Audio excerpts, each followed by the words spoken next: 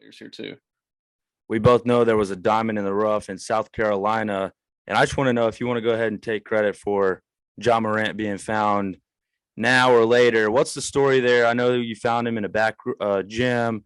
He got in touch with Murray State. There was a napkin note on a napkin involved. What's the deal there? Yeah, so you'll actually know you'll appreciate this. So a few years ago, I think it was 2016.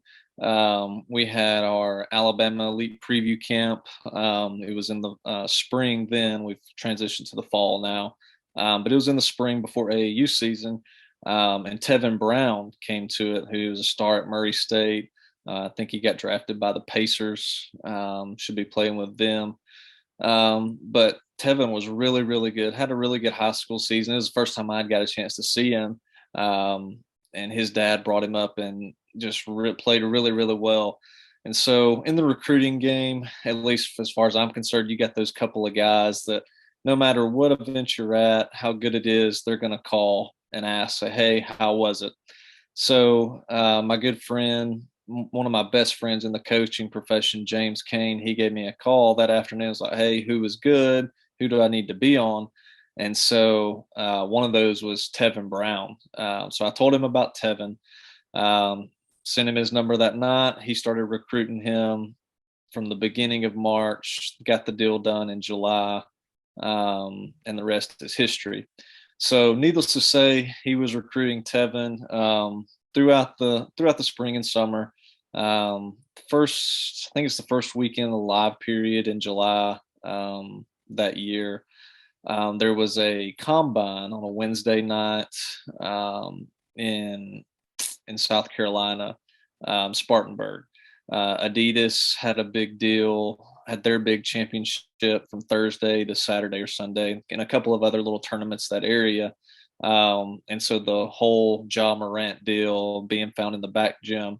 So I was with Kane that day actually, and I was walking with him when he went to go get some chips, and he stepped in and said, "Hey, who's that guy?" And to be honest with you, I didn't even pay any attention, wasn't really worried about it. And then I got to figuring it out, and I was like, okay, I do know who that is. We had saw Ja at Bob Gibbons probably a month or two before. Um, so needless to say, he started recruiting Ja, following him that week. And so I don't remember if it was that Wednesday night or the following night, Thursday night. But he had called Matt McMahon, who's now the head coach at LSU, was at Murray State at the time. I was like, hey, you need to come to Spartanburg and see this kid. And so Matt got in that evening or that night. Never will forget it. We go to where do we go? To Outback in Spartanburg. We're eating, got the whole bloomin' onion right there. It's me, McMahon, and Kane, and the whole proverbial note on a napkin or a plan on a napkin.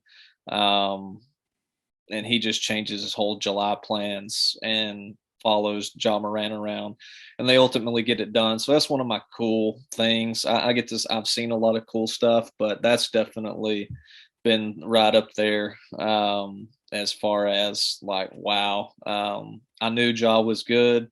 Did I think he would be what he is now? I'd be lying if I said that he would, or that I thought he would. But it's crazy to think that one a bag of chips essentially changed his life and the whole line. He goes on to Murray State, it's a star and lottery pick. A lot of stuff have to fall in line right for that things like that to happen. So